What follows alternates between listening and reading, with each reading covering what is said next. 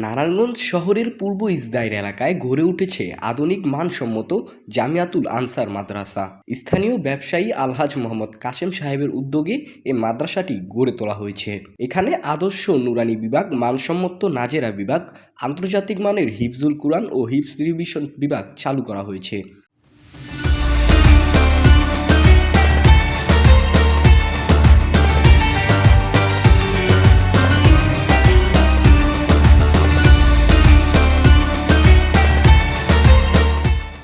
পাঁচ শাওয়াল থেকে ভর্তি শুরু হয়েছে নতুন চালু হওয়া এই মাদ্রাসায়। এই মাদ্রাসায় গরিব ও মেধাবী ছাত্রদের জন্য বিশেষ ছাড় রয়েছে। আবাসিক, অনাবাসিক ও ডে কেয়ারের ব্যবস্থা থাকায় মাদ্রাসাতে দূর দূরান্তের শিক্ষার্থীরাও ভর্তি হতে পারবে। আবাসিক ছাত্রদের জন্য রয়েছে আবাসন ও রুচিসম্মত উন্নতমানের খাবারের ব্যবস্থা। মাদ্রাসাটির তত্ত্বাবধানে রয়েছেন মজলিসে দাওয়াতুল হক।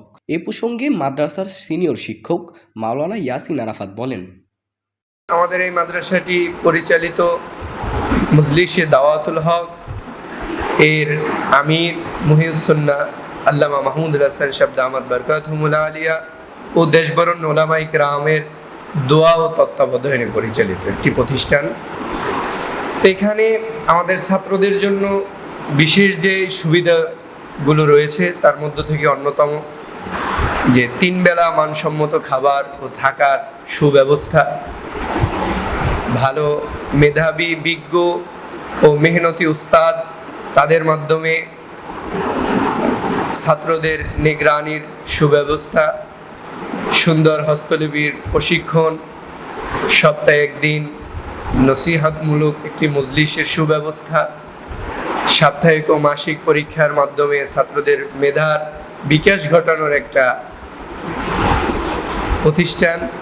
তো এক্ষেত্রে আর যারা এই এলাকার মধ্যে অথবা অত্র অঞ্চলের মধ্যে যারা গরিব দুঃখী বা যাদের মাদ্রাসায় পড়ার ক্ষেত্রে যাদের সচ্ছলতাটা একটু কম, তাদের ক্ষেত্রে অবশ্যই মাদ্রাসা কর্তৃপক্ষ বিবেচনা করবে যাতে করে তারা ইলমে দিন থেকে আর্থিক কারণে দুর্বল হওয়ার কারণে ইলমে দিন থেকে তারা যাতে মাহরুম না হয়। এক্ষেত্রে অবশ্যই আমরা বিবেচনা করব। আর আমাদের মাদ্রাসার ভর্তি 5ই শাওয়াল থেকে শুরু 15ই শাওয়াল পর্যন্ত। এরপরেও যদি মাদ্রাসায় কেউ ভর্তি হতে কোনো ছাত্র ইচ্ছুক হয়, তার মেধার পরীক্ষা নিয়ে আমরা তার উপর বিবেচনা করব। আরেকটি বিষয়, আমাদের মাদ্রাসার নুরানি বিভাগ এবং আপনার মানসম্মত নাজেরা বিভাগ, আন্তর্জাতিক হিফজুল কোরআন বিভাগ ইত্যাদি, এবং পর্যায়ক্রমে আমরা আস্তে আস্তে করে কমিজ যে সেকশনগুলো আছে ওই দিকেও ইনশাআল্লাহ আমরা আগ বাড়াবো। আপাতত আমাদের মাদ্রাসায় এই 3টে সেকশন থাকবে ইনশাআল্লাহ।